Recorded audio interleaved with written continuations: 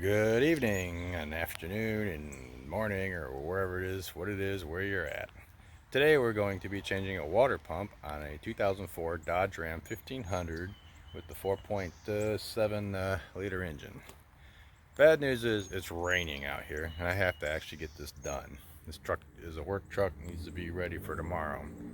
And of course, it ain't rained in 6 days, but it's going to rain today. So in order to do this job, the fun part of this job, there's a water pump down there. Right there.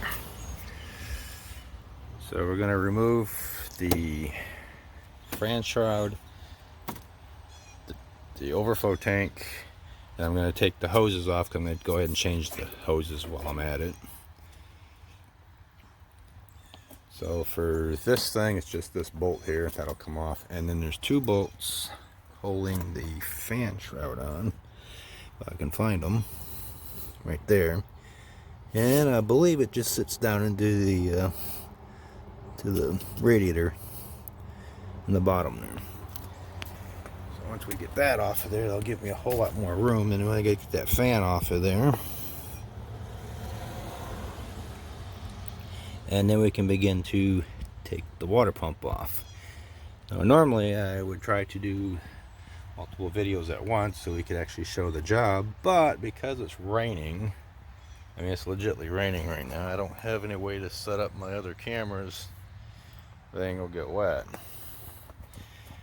So we'll just do this in parts. Alright, okay. So the next major thing, you have to actually pull the fan off before you can take this fan shroud out, from the way it looks to me anyway. And that's kind of fun, but not too difficult. I went to the auto parts store. Most parts stores have a Lona tool program, so I just got me a clutch fan removal tool. And all you do, there's holes in this thing here. You just stick a screwdriver through there and jam it up, and then the fan comes loose pretty easy. But what you want to do is you want to spin this while holding onto this, because you don't want the fan to come loose and fall up against your radiator and screw things up.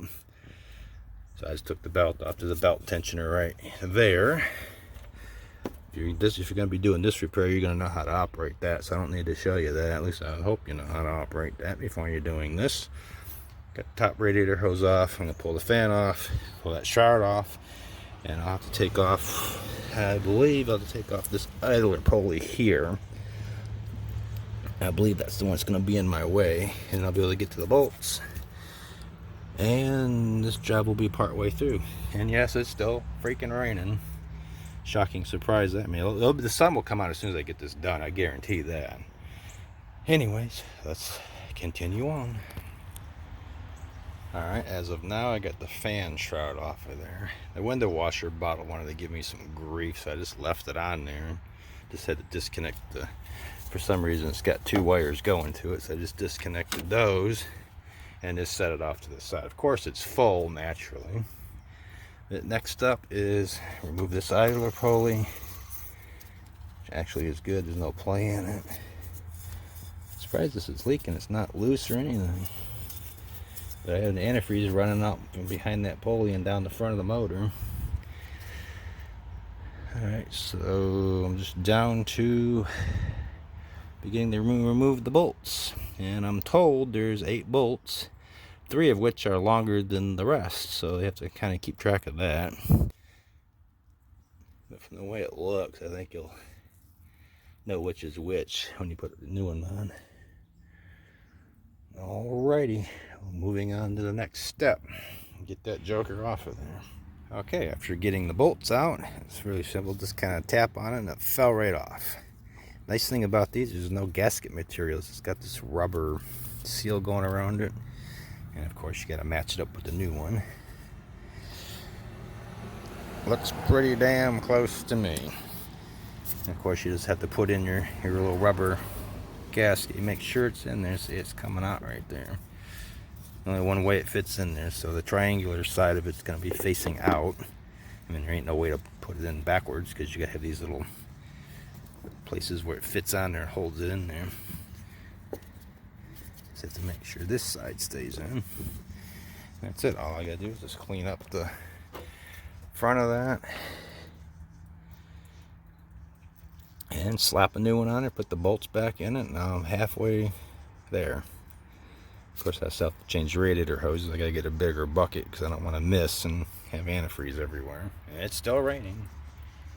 Of course, why wouldn't it rain? The sun's gonna come out as soon as this is done. Alright, and the water pump has been installed. I just kept track of where my bolts were when I took them out, laid them up on top here in order, put them back in the same order I took them out. I don't think you can mix them up anyway, because if you put a short one in a long hole, it's not going to grab, and if you put a long one in the short hole, you're not going to be able to tighten it up. I've already torqued them. I believe it was 42 foot-pounds. Not much. You don't need like 15 ugga-duggas on that. You just get it fairly tight. Okay, so now all I gotta do is just reverse order everything I've just done and put everything back together, put the belt on it, and I'm gonna change my radiator hoses too while I'm at it. For some reason the radiator ain't draining. I done open this right here to drain the radiator and nothing's coming out. And that's all I got. So the fun of putting that bucket under there and popping that bottom hose off. Well, the hoses are coming off anyway, don't matter. I go ahead and put my belt back on, Idler Pulley, and my fan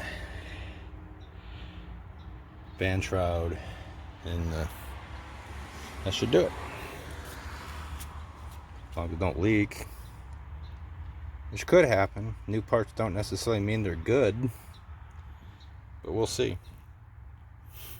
And the nice thing is, so far this has been fairly simple. I haven't even used any cuss words yet, which is absolutely phenomenal there.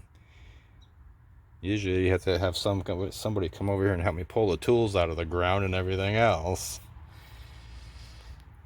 Fairly simple job. Just a little bit of time and patience. I mean, you don't necessarily have to remove the fan shroud, but trust me, you want the extra workspace. So far, so good. Check back here in a few seconds. Well, for you, it'll be a few seconds. For me, it's going to be 20 minutes. Okay, that's going to wrap it up for this one. I'll put some belt conditioner on it after I got done. The belt's still in good shape, but put some conditioner on that. And don't have any leaks. Ideally, once you fill the radiator up, I'd leave this hose off and pour antifreeze down into that to get everything primed. That'd be kind of the best way to do it. I mean, there is a bleed valve right there for any air in the line, but I don't think I'm going to have any air in the line now that I've just ran antifreeze down that top hose. Everything looks good. If I have any problems, I'll put it in the comments down below. But I think she's good to go. So we'll see you later. Be sure to like, subscribe, share, and comment, or do whatever y'all do on YouTube. I don't know. Have fun. We'll see you. Bye.